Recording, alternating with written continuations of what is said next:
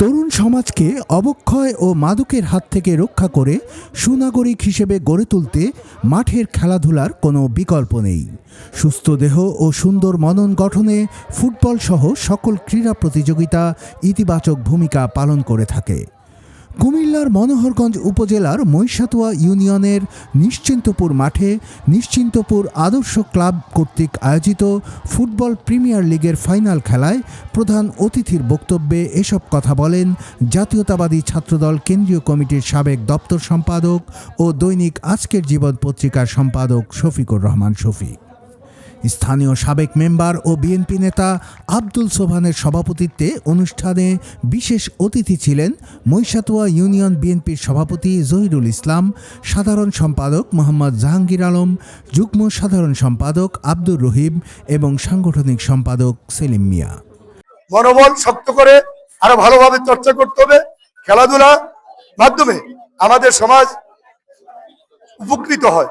আমাদের আজকের ছাত্র সমাজ, যুব সমাজ, আমাদের ছাত্র সমাজ, যুব সমাজ ধ্বংস হয়ে যাচ্ছে। তারা বিভিন্ন ধরনের মাদকে আসক্ত হচ্ছে। তারপরে আমাদের এ সময় আরও উপস্থিত ছিলেন বিএনপি নেতা আশিক জামান হোসেন, মনোহরগঞ্জ উত্তর শাখা ছাত্রদলের যুগ্ম আহ্বায়ক মাসুদ আলম, যুবদল নেতা আরমান, প্রবাসী মোহাম্মদ আলমগীর হোসেন ও আবু ইউসুফ, ছাত্রনেতা মোহাম্মদ সবুজ এবং ইউনিয়ন ছাত্রদলের যুগ্ম আহ্বায়ক শেখ নূর মোহাম্মদ সহ স্থানীয় গণ্যমান্য ব্যক্তিবর্গ। বক্তারা বলেন, গ্রামীণ জনপদে এ ধরনের আয়োজন সম্প্রীতির বন্ধন দৃঢ় করে।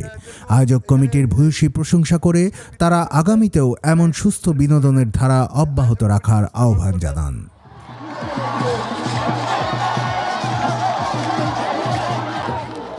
শিরোপা নির্ধারণী ম্যাচে নিশ্চিন্তপুর মেম্বার বাড়ি একাদশ 2-0 গোলে গজরাপাড়া মিয়াবাড়ি একাদশকে পরাজিত করে চ্যাম্পিয়ন হওয়ার গৌরব অর্জন করে।